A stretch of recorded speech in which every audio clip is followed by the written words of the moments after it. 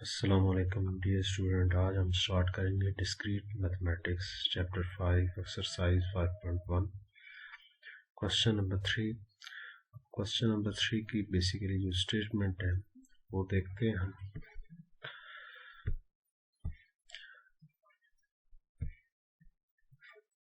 यहाँ पे देखें क्वेश्चन नंबर 3 की जो स्टेटमेंट है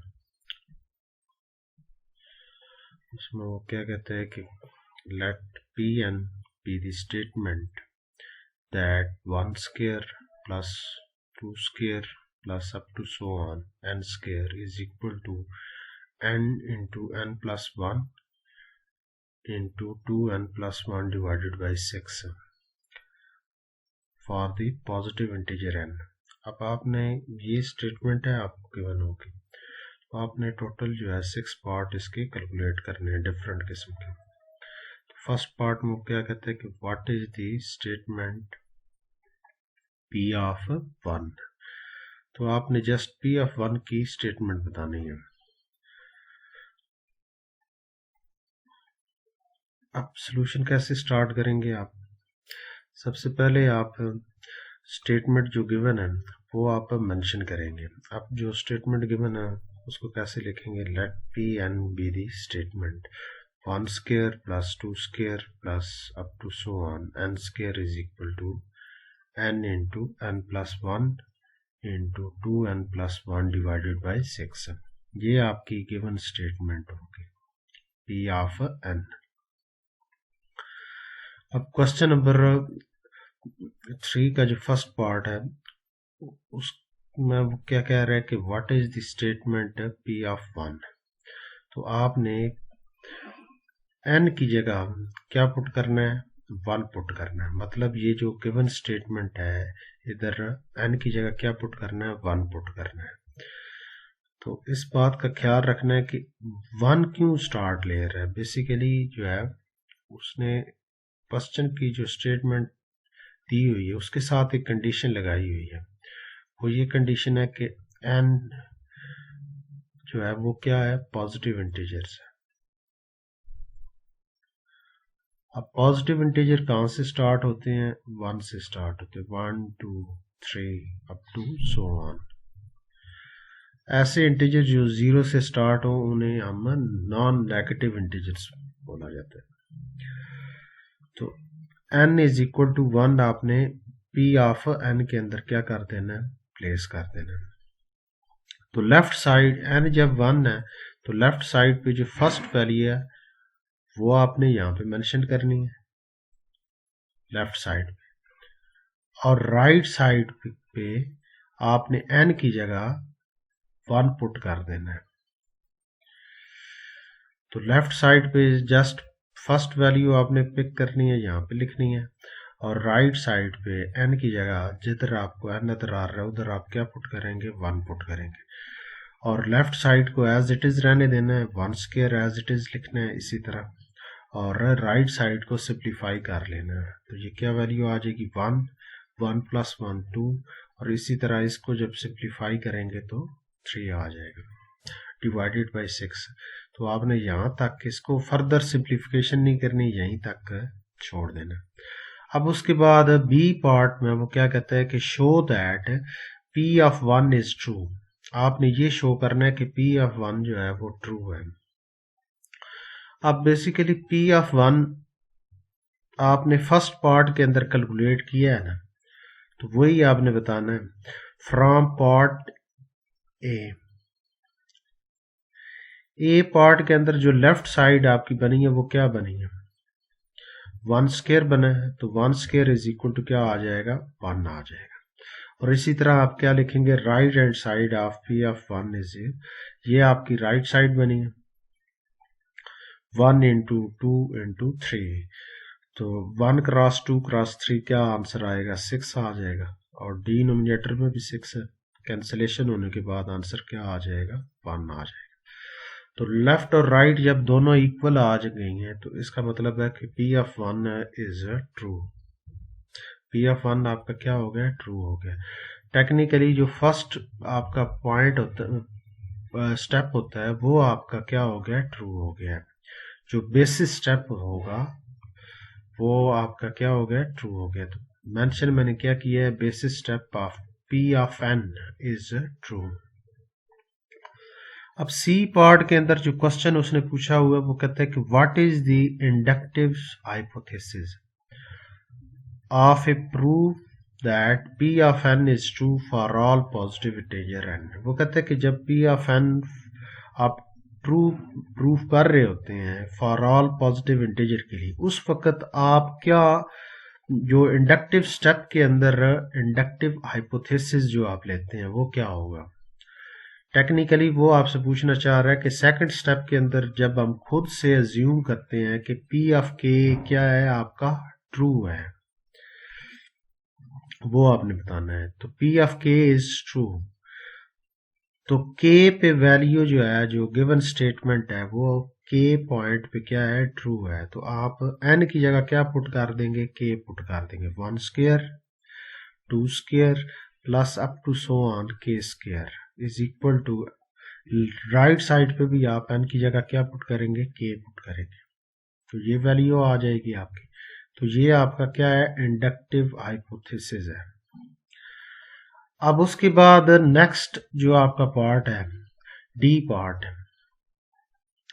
उसमें क्वेश्चन के अंदर वो ये कह रहा है कि आपने ये बताना है कि जब आप P of n को प्रूफ कर रहे होते हैं, P of n को जब true for all positive integer, तो उस वक्त इंडक्टिव स्टेप के अंदर आपने क्या प्रूफ करना है, मतलब सेकंड स्टेप के अंदर आपने क्या प्रूफ करना है। तो सेकंड स्टेप क्या होता है, आप P of k खुद से अज्यूम करेंगे, मतलब सपोज करेंगे खुद से कि ये क्या है, ट्रू है।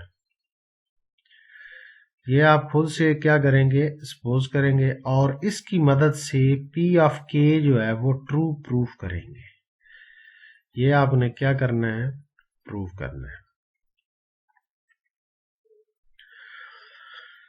तो आप ये फर्स्ट लाइन इस तरह लिखें कि we show that P of k implies P of k plus 1 for all k greater than equal to 1। तो ये भी आंसर इसका एक्सेप्टेबल है। दूसरे सेंस में लिखना चाहें तो आप इस तरह लिख सकते हैं, assuming that inductive hypothesis is true, क्योंकि इंडक्टिव हाइपोथेसिस जो है वो आपका क्या होगा, ट्रू होगा, मतलब k पे वैल्यू जो है वो आपकी क्या होगी, ट्रू होगी। तो ये आप k पे वैल्यू जो प्रीवियस पार्ट के अंदर हमने मेंशन की है वही लिखेंगे एज इट इज।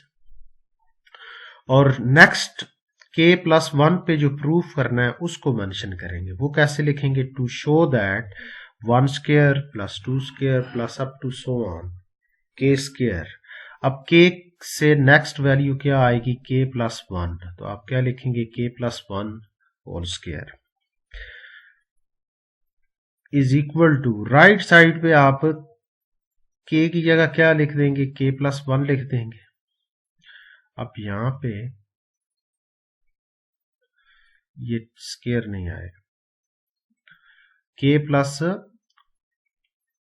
1 लिख देंगे, और इसी तरह इस k की जगह क्या मेंशन करेंगे, k प्लस 1, और ये वाला 1 ऐड होगा तो क्या आंसर बन जाएगा, टोटल आंसर बनेगा k प्लस 2 बन जाएगा। इसी तरह इधर k की जगह क्या रिप्लेस करेंगे, k प्लस 1, तो 2 मल्टीप्लाई होने के बाद 1 ऐड होने के बाद आपका फाइनल रिजल्ट क्या बनेगा, यहाँ पे 2k प्लस 3 बन जाएगा, डिवाइडेड बाय क्या आ जाएगा, 6। तो ये आपने सारी बात क्या करनी है, प्रूफ करनी है, किसकी मदद से, इसकी मदद से आपने ये बात प्रूफ करनी है। अब उसके बाद डी पार्ट जो है बेसिकली उसमें देखें आप, डी पार्ट आपका हो गया। ई पार्ट के अंदर क्या कहते हैं कि complete the inductive step of prove that P of n is true for all positive integer n, identifying where you see the inductive hypothesis। वो कहते हैं कि आप इंडक्टिव स्टेप को क्या करें, कंप्लीट करें, ठीक होगी बात, और इंडक्टिव हाइपोथेसिस जो है वो कहां पे यूज करना है वो भी आपने क्या करना है, आइडेंटिफाई करना है। अब टेक्निकली हम इस पार्ट के अंदर जो है इस पार्ट के अंदर ये जो प्रीवियस स्टेप हमने लिखा है ना, प्रीवियस पार्ट्स के अंदर जो हमने बताया है कि शो करना है आपने, ये टेक्निकली मैं प्रूफ करने लगा हूं। तो इसकी लेफ्ट साइड में पिक करूंगा और आंसर लेके आऊंगा राइट साइड, ये वाली सारे ई पार्ट के अंदर। और किसकी हेल्प लेंगे हम, ये इंडक्टिव हाइपोथेसिस, इसकी आप क्या लेंगे, हेल्प लेंगे। अब यहां पे देखें, आप लेफ्ट साइड पिक करेंगे। अब लेफ्ट साइड आपकी क्या थी, प्रीवियस पार्ट में जो आपने शो करना था, 1 square plus 2 square plus up to so on k square plus k plus 1 whole square. अब ये वाली वैल्यू जो है, के तक जो वैल्यू है वो मैंने क्या कर लिया, सेपरेट कर लिया। तो ये इंडक्टिव हाइपोथेसिस के मुताबिक जो है आंसर क्या आ जाएगा, ये सारा आंसर आ जाएगा। तो यहाँ पे आपने इंडक्टिव हाइपोथेसिस इस्तेमाल कर लिया है, ठीक होगी बात, यूज किया है तो वो सब ने मेंशन कर देना है। उसने खुद ही बताया कि इंडक्टिव हाइपोथेसिस क्या करना है, आइडेंटिफाई भी करना है। और लास्ट वाली जो टर्म है प्लस, वो एज इट इज रहेगी इसी तरह। अब उसके बाद नेक्स्ट स्टेप में हम क्या करेंगे, इधर डिनोमिनेटर में क्या है 6, इधर डिनोमिनेटर में क्या है 1, एलसीएम ले लेंगे, 6 एलसीएम आ जाएगा, 1 इधर मल्टीप्लाई हो जाएगा, 6 इधर मल्टीप्लाई हो जाएगा। अब उसके बाद कॉमन क्या चीज आ रही है, इस स्टेप में से इधर k प्लस 1 लिखा हुआ है, ये वाली टर्म, और इधर k प्लस 1 होल स्क्वायर है, तो यहां से k प्लस 1 जो है आप क्या ले लेंगे, कॉमन ले लेंगे। तो ये आपकी सारी वैल्यू क्या आ गई है, कॉमन आ गई है। तो रिमेनिंग क्या वैल्यू बच जाएगी, k बच जाएगी, और 2k plus 1 plus 6 time k plus 1, यहां पे स्क्वायर है तो एक वैल्यू बच जाएगी आपकी। अब उसके बाद क्या करेंगे, इसको क्या करेंगे, सिंप्लीफाई करना है आपने। सिंप्लीफाई करेंगे, जस्ट मल्टीप्लाई करना है आपने। k को मल्टीप्लाई करें 2k के साथ तो 2k स्क्वायर, फिर k को मल्टीप्लाई करें 1 के साथ, इसी तरह 6 को मल्टीप्लाई करें k के साथ, और 6 को मल्टीप्लाई करें 1 के साथ, ये मेंशन कर देंगे। k प्लस 6k 7k हो जाएगा। फिर उसके बाद मिड टर्म ब्रेक करेंगे, फैक्टराइजेशन करेंगे, तो फैक्टराइजेशन करेंगे तो 4k प्लस 3k आ जाएगा। इसकी मिड टर्म ब्रेक कर लेंगे आप, तो ये दो फैक्टर आ गए हैं आपके पास।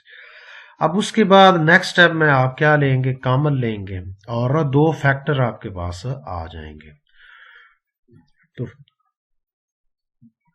अब ये आप जैसे ही फैक्टराइजेशन कंप्लीट होगी तो ये आपका लेफ्ट साइड आपका क्या हो जाएगा, प्रूफ हो जाएगा। राइट साइड आपकी एज इट इज मूव कर रही है, हर स्टेप में एज इट इज मूव करती आएगी। तो left side as it is move करती आएगी, और राइट साइड आपकी क्या होगी, ये प्रूफ होगी। यही आपने प्रूफ करना था। अब उसके बाद वो क्या कहता है कि यहाँ पे जो कंक्लूजन कैसे लिखेंगे, सो इंडक्टिव स्टेप इज ट्रू। अब एफ पार्ट के अंदर वो क्या कहता है, एफ पार्ट के अंदर वो कहता है कि explain why these steps shows that this formula is true whenever n is a positive integer। तो इसका सॉल्यूशन आप कैसे लिखेंगे, यहां पे आपने जस्ट सॉल्यूशन इस तरह लिखना है कि both the basis and inductive steps, basis step और inductive steps are true. Basis step basically आपने पार्ट नंबर बी के अंदर प्रूव किया है, और inductive step part number E के अंदर प्रूव किया है। पार्ट नंबर बी और पार्ट नंबर ई के अंदर दोनों स्टेप आपने क्या कर दिए हैं, प्रूफ कर दिए हैं कि ट्रू है। तो so by mathematical induction given statement आपकी क्या हो जाएगी, ट्रू हो जाएगी फॉर ऑल पॉजिटिव इंटीजर। जो नेक्स्ट क्वेश्चन है क्वेश्चन नंबर 4। क्वेश्चन नंबर 4 में देखें आप कैसे करेंगे उसको। वो सेम पैटर्न से आपने करना है एज इट इज। कोई भी प्रॉब्लम होती है तो आप कमेंट सेक्शन के अंदर जो है वो बता सकते हैं। अगर आपसे प्रॉपर सही नहीं होता तो नेक्स्ट वीडियो जो है या उसके बाद जो है ये वीडियो क्वेश्चन नंबर 4 की भी आपको प्रोवाइड कर दी जाएगी। अगर हमारी वीडियो आपको अच्छी लगी है तो आप हमारे चैनल को सब्सक्राइब कर दें और अपने दोस्तों में ये वीडियो शेयर कर दें। शुक्रिया।